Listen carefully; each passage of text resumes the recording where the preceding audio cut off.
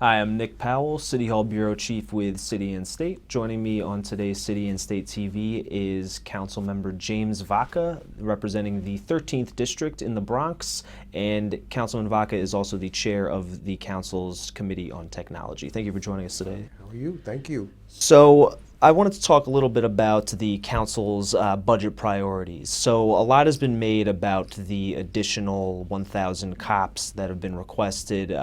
Mayor de Blasio and Commissioner Braden have been a little bit lukewarm to that proposal. From where you're sitting, representing the in areas of the Bronx, why do you think that those extra cops are necessary? Is it simply a matter of having more manpower on the streets, or what's the issue there? Speaking from the perspective of the Bronx, you have to know that my borough right now is experiencing an increase in violent crime. Our violent crime rates in the borough are up, borough-wide, and specifically in some of the more vulnerable precincts. So that is a concern of mine. On the other hand, I was one of the few members originally that proposed this, so I'm proud of it. If the mayor wants us to support initiatives he's proposing, which I do, by the way, namely Vision Zero, making sure that we have enough manpower to make Vision Zero a really viable effort to reduce pedestrian fatalities. If we want to return to the community policing model, which I do believe having a policeman on the beat that people in the neighborhood and merchants get to know, if we're going to do that, if we continue to have a force that is almost 7,000 police officers, fewer than it was after the 9/11 attack, we're going to end up doing nothing but robbing from Peter to pay Paul. We can't have those officers coming out of local precincts. Local precincts are strapped as it is. I think we have to put our money where our mouth is. The cost is around $100 million, but I think it's an investment. And certainly the police department has acknowledged we're right, because they're spending over $600 million a year in overtime. They wouldn't be spending so much money in overtime if there was a sufficient police manpower reservoir to call upon. So yes, I've been supportive. I proposed this originally, and I think that the council will go to the mat on this one. I think the members feel very strongly about this.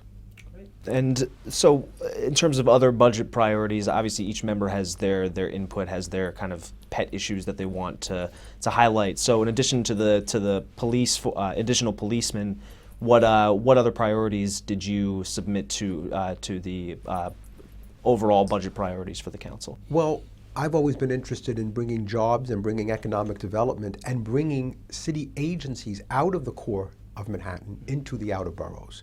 And one of the things I proposed was to have technology incubators in the outer boroughs so that we can engage more, so that we can recruit, and we can have tech-based companies look at the Bronx, look at parts of Queens, look at Staten Island, places where they're not really thriving. I want them to thrive there, and I want residents in those boroughs to avail themselves of the knowledge of technology. I also proposed a ferry service that looks at the communities furthest away from the core city. Mayor Bloomberg last year and the year before increased ferry service to the neighborhoods that are in a direct ring of Manhattan. But those neighborhoods already have good train service to Manhattan. When you look at parts of the Bronx, for example, we have a waterfront that's vastly unused. The East Bronx in particular, not just my district, but along the east coast of the Bronx, Co-op City, Throgs Neck, and then into Soundview, we have the potential to get people to work quicker than they get to work now. We have the potential to get people out of their cars, and we have the possibility of using a vastly unused waterfront, a resource that we haven't tapped into the borough, in the borough. So in the council's priorities, there is a provision for expanded ferry service.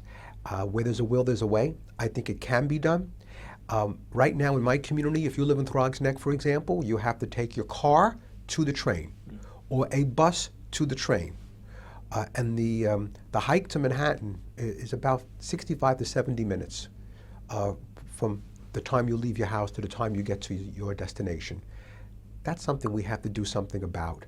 And the trains that many of my Bronx people use, the 456, are the most overcrowded trains in the entire city of New York.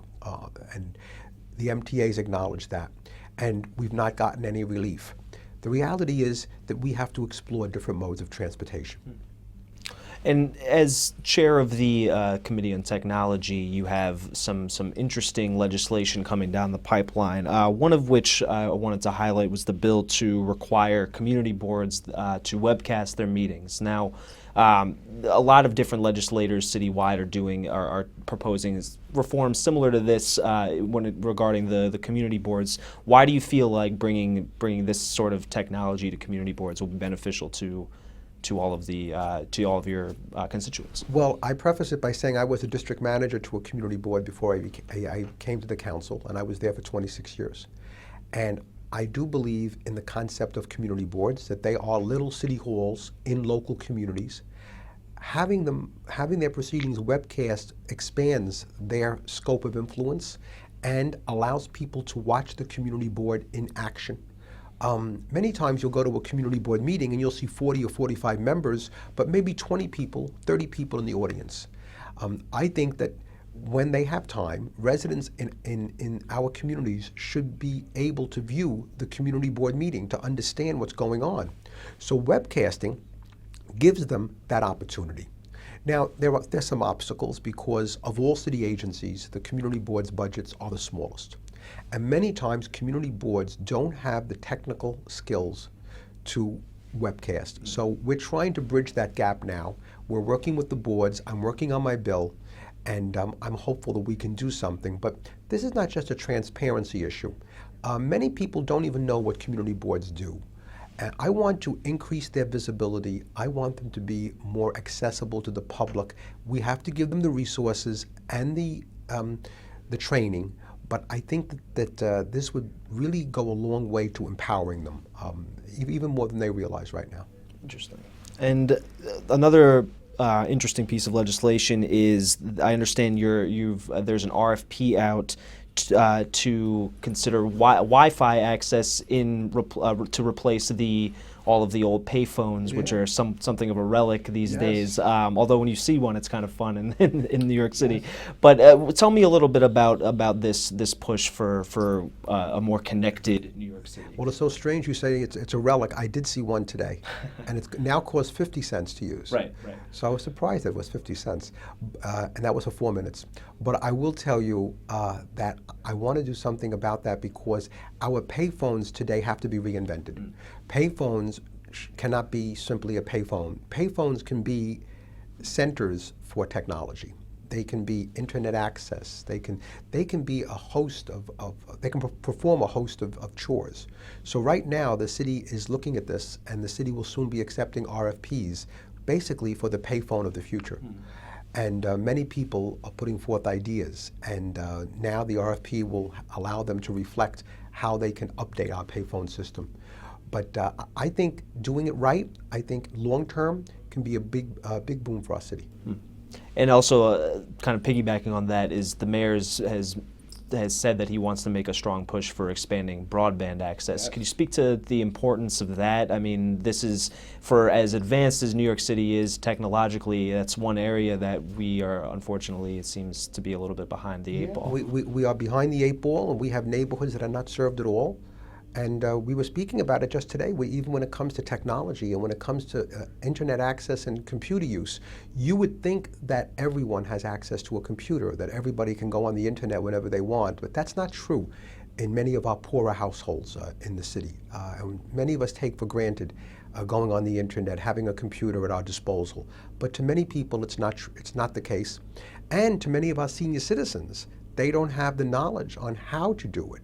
Not only do they not have a computer, but they don't know how to operate, how to email their son or daughter that lives in Florida, who perhaps they haven't heard from, or how to keep in touch with old friends so that we could reduce social isolation.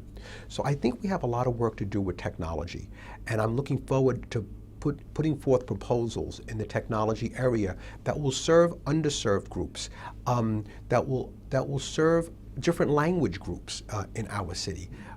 And allowing them to be part of the technology that will give them access to friends, family, services, everything that you and I have access to. Sure.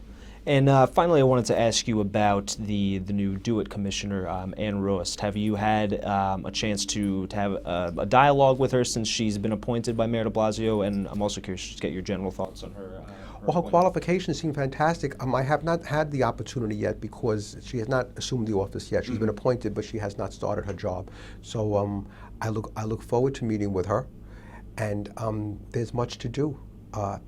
That agency is one of the agencies I have oversight over, as well as the mayor's agency on film, and those are both agencies that really are on the cusp of so much that's happening in our city today. So I look forward to it.